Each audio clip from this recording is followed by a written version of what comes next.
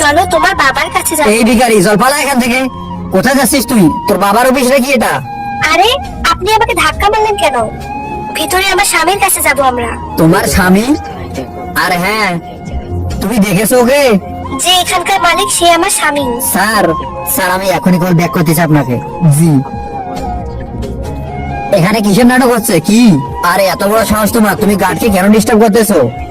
দেখুন না, এই কোম্পানির মালিক আমার স্বামী হয়। আমি বলতেছি নাকি, কিন্তু ইনি মানতেছে না।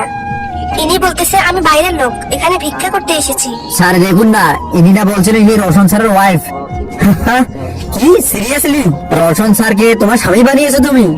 আরে গাওয়ার, চেহারা দেখেছো নিজের কিরকম? না তুমি কি সব পুরনো জামা কাপড় পরেছো? একটা কাজ করেন, ইনাকে বাইরে ডাকুন। উনি আমাকে চিনে, আমি কোনো ভিক্ষুক নই।